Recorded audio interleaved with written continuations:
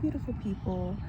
I am currently on my first vacation for summer trip with being diagnosed with lupus, so I figured I would kind of just give you guys my plans for the summer as far as lupus goes. Now I will say there are a variety of lupus. One of them is like a skin lupus, and I don't think I have that one. Don't ask me exactly which one I have. I don't know, never got that specific with my doctor. But when it comes to skin, I haven't noticed a big change in my skin. The biggest change I have noticed is when I scab up, it's taking longer to heal. I've always been a scab picker, but I'm noticing now I can't, because it's causing like my skin to, like I said, take longer, and then it makes it worse. So like, I'll show you right here,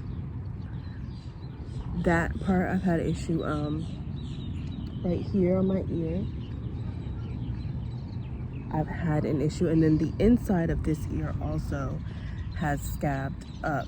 And like I said, I've been picking them, and I've noticed that with that, it just is more irritated. It's taking longer to heal.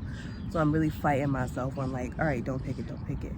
Now, when it comes to lupus and the sun, a lot of people have said that they can't be in the sun for long times, or they'll break out in, you know, different type of skin rashes. I went to the beach today. We were at the beach for a while. Now I did buy a, sorry, my family's over there. I did buy a full covered swimsuit. It's like a one-piece, shorts and sleeves. You can kind of see my tan line, right? So I felt like, okay, this is one way to stay protected. I do need to get a hat, because I know that will keep my head and my face protected. I have been wearing my sunscreen. I just bought the spray sunscreen, and then my friend actually gave me some Korean sunscreen for my face, so I put that on, and I like it. It's kind of like a tinted moisturizer type of sunscreen. I think I might actually end up leaning towards some more Korean skincare products, but the problem I find is that I really want an authentic type of Korean sunscreen. I don't want to just buy something off of, let's say, TikTok shop, and they slap a Korean label on it, but it's cheaply made and it's not real quality. So that's something I know I'm gonna have to invest in and find a place, whether it might be like when I travel and visit like a Chinatown type of area where I'm able to get some good authentic Korean skincare. But that's kind of my deal with the sun this summer, and then of course staying hydrated and taking breaks. Now today when we're at the beach, I spent majority of my time in the water, so I feel like there's a different, I used to be a really big tanner. When I lived in Hawaii, I was a big tanner. Like I could go and tan for like 2 hours, 30 minutes on the front, 30 minutes on the back, 30 minutes back on the front, 30 minutes back on the back. I'm not necessarily going to do that this summer. I do have a lot of beach trips planned, but I don't think, I'm not going to say I don't think it's safe, but I don't know if it's safe in order for me to, hi my baby, come on, you ready to eat? I don't know if it's necessarily going to be safe, my baby, for me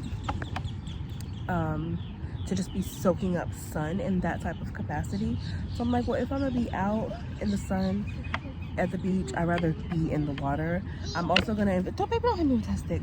I'm also gonna invest in a really nice tent, so that way when we're taking a break, eating some lunch or whatever, we can be shaded. I feel like it's all about prevention and proactivity for me this summer, and so long as I do that, I feel like I'll be okay, but I really won't know until I start. So this is kind of like how I plan to manage the sun and lupus, and I will keep you guys updated as far as what works and what doesn't, or ow baby, or what I decide to change up in the future. So let me know if there are any specifics you guys want to know as far as my lupus and what I'm doing and what's working or not working. Baby's coming back.